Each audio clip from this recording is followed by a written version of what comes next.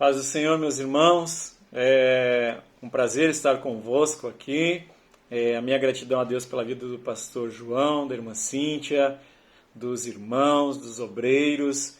E é muito bom poder estar convosco e falar para esse distrito tão querido que nos acolheu a nós, nossa família, e nós sentimos muita falta dos irmãos, mas sabemos que o Senhor é bom e a sua misericórdia dura para sempre. Bom, como me foi convidado para trazer um pensamento da palavra do Senhor, eu gostaria que você, nessa noite, abrisse a sua Bíblia no livro de João, capítulo de número 4 e o versículo de número 23, que diz assim: Mas a hora vem, e agora é, em que os verdadeiros adoradores adorarão o Pai em espírito e em verdade, porque o Pai procura a tais para adorá-lo. Deus é um espírito, e os que adoram devem adorá-lo em espírito e em verdade. Eu estava observando essa palavra agora à tarde, mediante o convite do nosso pastor, em que o Senhor, ele, lá no capítulo 4 e no versículo de número 4, diz assim: E era necessário Jesus passar por Samaria. Na verdade, não era necessário geograficamente. Como os judeus e os samaritanos não se davam por causa de uma contextualidade, né, na questão da adoração e outros motivos, todos os judeus que não queriam se contaminar com a terra de Samaria, eles faziam o seguinte: eles pegavam embarcações e atravessavam o Rio Jordão para não ter que colocar os pés em Samaria. A viagem era mais longa, mas acontecia que eles não cruzavam por Samaria. Os judeus mais antigos, eles tomavam tal atitudes, ou até mesmo aqueles judeus que eram os mais, vamos dizer assim, os mais ortodoxos, aqueles que não desejavam isso. E a Bíblia, ela vai dizer no versículo 4 que era necessário Jesus passar por ali. Na verdade, não era. Se Jesus tomasse todo o caminho como os demais, ele não precisava passar por Samaria. Só que o Senhor tinha um projeto e tinha um plano para com aquela cidade e para com uma vida. Veja que o Senhor, ele para num poço, chamado Poço de Jacó, e ali ele dá uma ordem aos seus discípulos que eles fossem comprar alimentos porque eles estavam cansados, estavam com fome. Jesus mostra a sua parte humana do cansaço, da fome, e então ele fica sentado naquele poço, próximo ao meio-dia. Um poço que tinha mais ou menos uns 30 metros de profundidade e que ali todos da aldeia vinham pegar água para a sua alimentação, ou enfim, tudo aquilo que eles teriam que utilizar a água. E ali todos vinham pela manhã, mas tinha uma mulher que ela vinha somente no período do meio-dia, quando não tinha mais ninguém. E você conhece a história. Era a mulher samaritana, que era uma mulher que não era bem vista naquela aldeia. E ali, quando ela chega, Jesus começa um diálogo com ela. Jesus, ele nos ensina muito nessa passagem que o Senhor, em momento algum, fala para ela dos pecados dela. Mas o Senhor começa um diálogo com ela, pedindo água. E ela, olhando as vestimentas do Senhor, ela diz: Como tu, pois, sendo judeu, pede água a mim, uma mulher samaritana?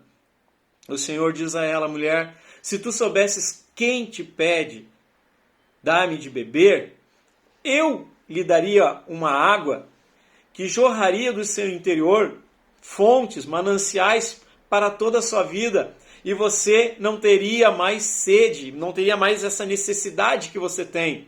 Claro que aquela mulher, naquele momento, ela vê uma saída para que ela não tenha que ser humilhada vindo ao poço.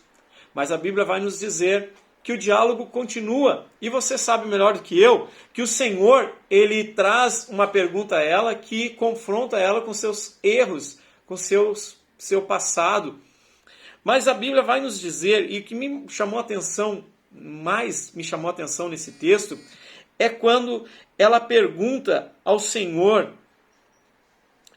no versículo de número 20, nossos pais adoram neste monte, E vós dizeis que é em Jerusalém, o lugar onde os homens devem adorar.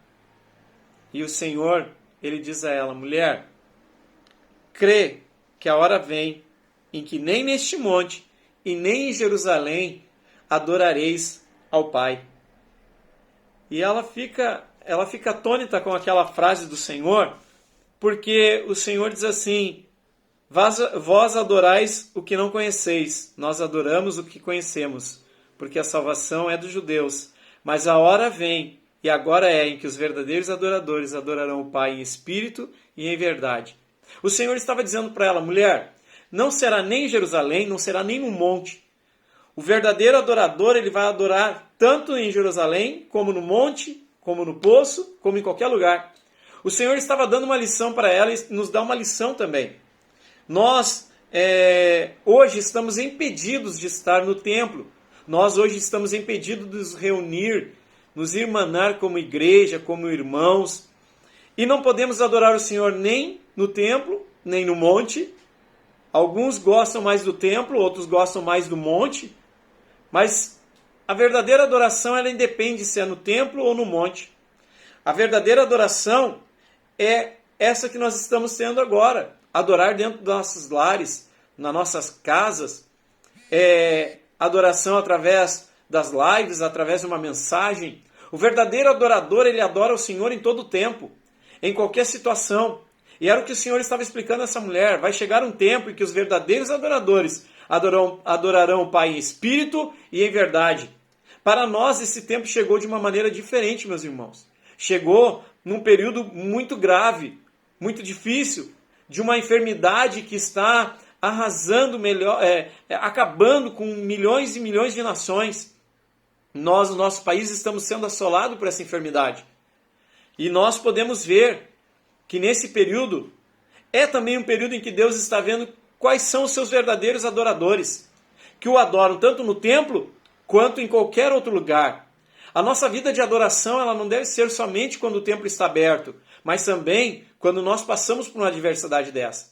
Pense comigo, você jamais pensou e jamais passou em nossa mente que um dia os templos seriam fechados em todos os lugares.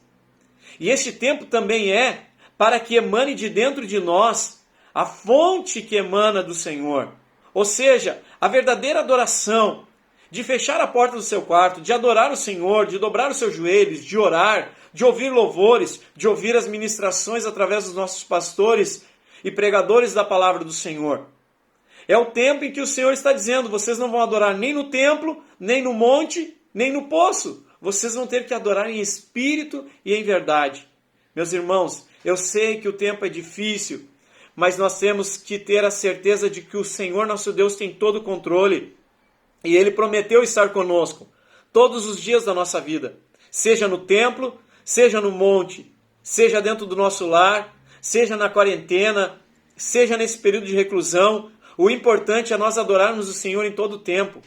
Essa mulher, depois que ela entendeu essa mensagem, e depois que o Senhor confrontou os seus pecados, ela voltou à sua aldeia, testificando de que de dentro dela tinha manado um manancial que ninguém poderia tirar. Ela foi uma missionária naquele lugar, no momento em que ela se tornou uma adoradora do Senhor. Sabe o que eu aprendo nesses dias difíceis que nós estamos vivendo?